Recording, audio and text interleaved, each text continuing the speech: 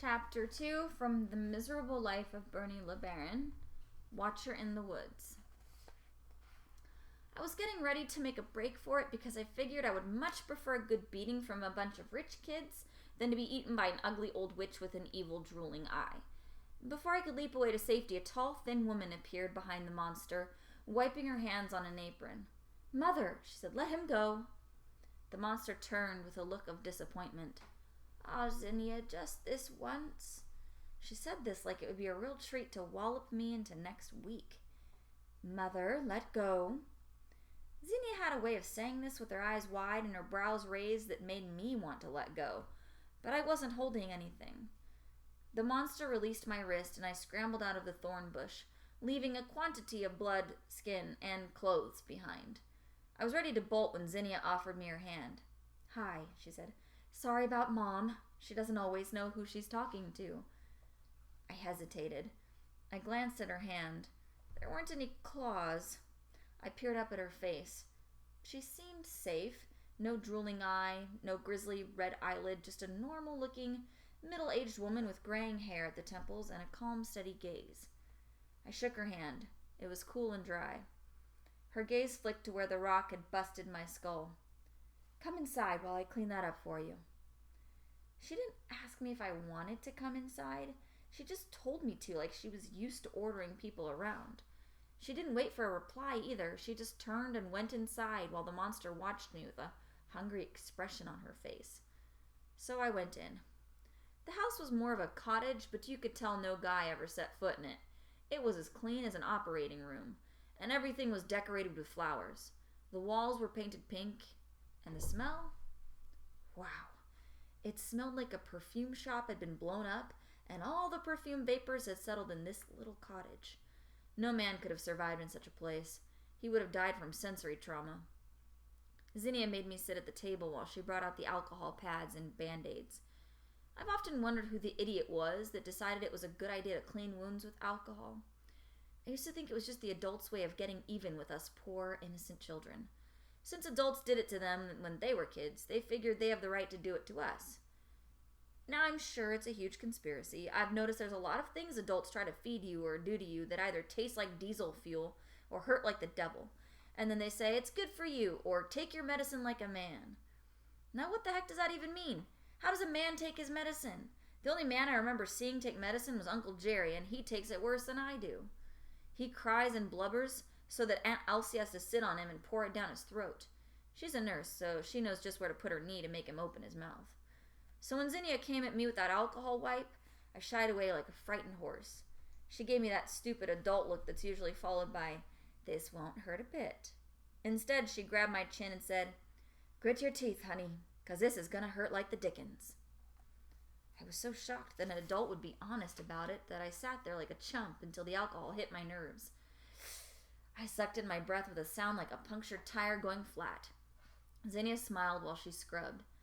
I was getting mixed messages from Zinnia. First, she rescued me from the monster, which was good. Then she told me the truth, which was also good. Now she seemed to enjoy causing me excruciating pain, which was not so good.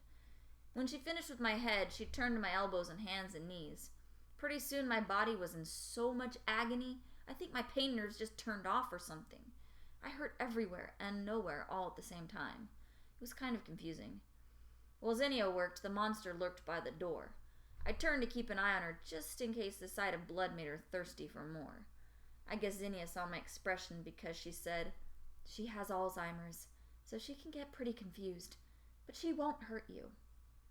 I wanted to tell her that not 5 minutes ago that woman was threatening to paddle me, but I didn't. I mean, Zinnia still had the alcohol wipes ready to silence me if I got mouthy. "What's your name?" Zinnia asked. Well, we always came to this. I didn't want to tell her what my mother called me. I mean, most people don't understand what it's like to be named after a dog, but I do. "Bernie," I said. She smiled. "You mean like Bernard?" I hung my head. It was out. She knew. "What?" She said. "It's a nice name." "It's a dog's name," I said. Zinnia laughed. "I think you're over-dramatizing it just a bit. Besides, St. Bernards are noble animals. They were bred to rescue people, and they have one of the sweetest dispositions of all dogs." "It's still a dog," I said. Besides, I didn't feel much like a St. Bernard. After running from a pack of rich kids, I felt more like a useless Pekingese that had to hide for every time the big dogs came around. She shook her head. My name is Zinnia, since you asked, and my mother's name is Marigold. Well, I hadn't asked, but okay. What kind of name was Zinnia? She must have read my expression again, which was a bit unnerving in itself, because she smiled and said, It's a flower. I don't know if you noticed, but we like flowers. Since flowers were bursting out everywhere and my nostrils were beginning to burn from the smell of them, I guess I had noticed. Yeah, I said. What happened? I shrugged. Some rich kid chucked a rock at my head and I wrecked my bike. I just jumped in here to get away from them. Zinnia frowned. You need to tell your mother about this. I glanced down at the table and shrugged. She read my mind again. I don't know how, but she did. I know she did because her voice went all soft and quiet and she said, Oh, I'm sorry. Who do you live with? I gazed up at her, surprised and a bit alarmed. This woman and her mother were creepy. My Aunt Elsie, I said. I didn't mention Uncle Jerry because, well, he can be a big drip and I don't see him much anyway. Zinnia considered for a moment. Doesn't she work at the hospital? I nodded. There, Zinnia said. You're all patched up. Just then, Marigold came up with a plate of cookies and milk she had conjured from somewhere. I hadn't even seen her leave. I guess pain does that to you. I inspected her as she approached. I wasn't going to be fooled by a fake peace offering. I'd seen the movies. But with a plate of cookies in her hand, she didn't seem so dangerous. The eyes still freaked me out something fierce, though. It was beyond spooky. Mom's a good cook, Zinnia said. That and flowers are just about the only things she remembers. I knew that wasn't true because she had called me Danny. I wanted to ask who he was, but I didn't want to find out that he had been Marigold's last murder victim. I tried to resist the temptation, but the warm smell of the cookies rose up and pushed the smell of flowers away. My stomach rumbled. I polished off 3 cookies before I realized I had been snookered. They had played me like a new guitar. Well, I better get back to my paper route, I said. I had to get out of there before I ended up in the oven like Hansel and Gretel. Zinnia smiled. Take a few for the road, she said, and any time you need a hiding place, just come on in. I smiled and thanked them because my mother had taught me to be polite, and then I ran for it. I hurried through my paper route, wary of the hyena pack, but I didn't see them again. They must have found some other poor sucker to use for a punching bag. Still, I wanted to get to the safety of the woods as soon as I could. My last house was on the outskirts of town, deep in the forest, which is where I like to be. The first time I delivered the paper to the last house, I was totally freaked out by what I found by the plastic newspaper box. Whoever lived down the long driveway in the little log house must have had some serious problems. Most people just mount the newspaper box right beside their mailbox on some kind of post. Not this guy. I think he had a post somewhere.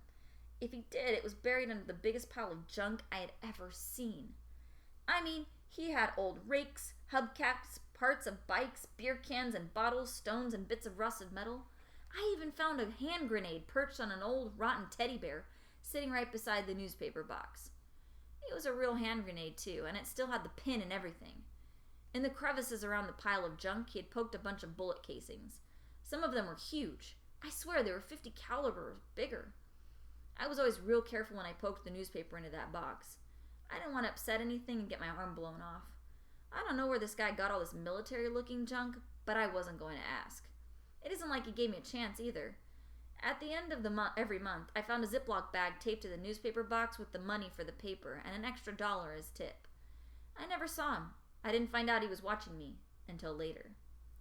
Anyway, after the papers were gone, I pedaled down the road to where the trail split off toward the old cranberry bogs. The forest was closed and private, always buried in a damp shadow, but the bog was open and full of light. Hawks and turkey vultures soared above the trees. Herons snatched fish and frogs from the ponds. The big red patches of cranberries spread out like a stain amid the ditches that kept the ground moist. It was impossible to pass through the stillness of the bog and enter the deeper quiet of the forest without feeling, well, I don't know, free, I guess. The woods always made me feel safe, like I could just melt into them and disappear, get away from all the junk and jerks in the world.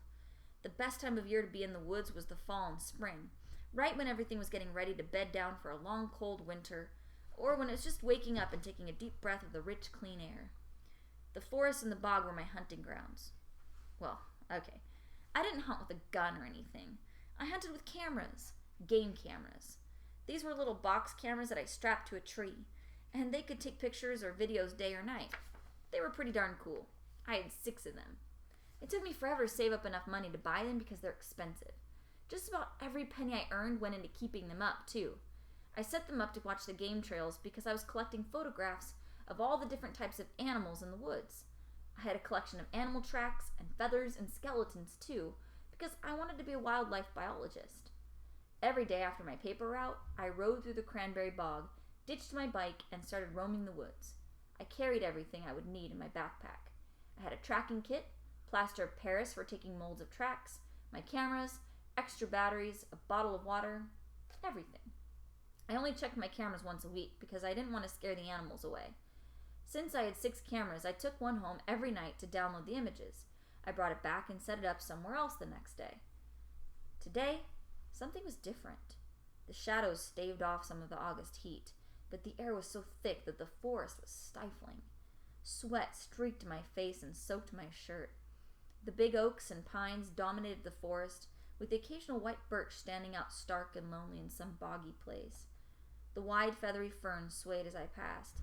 Mushrooms poked up from the blanket of forest litter. The smell of age and the energy of life struck me again, as they usually did. That day, however, I couldn't find that sense of peace. At first, I thought it was just the oppressive heat making me dull and dim-witted, until I saw the big boot print in the mud.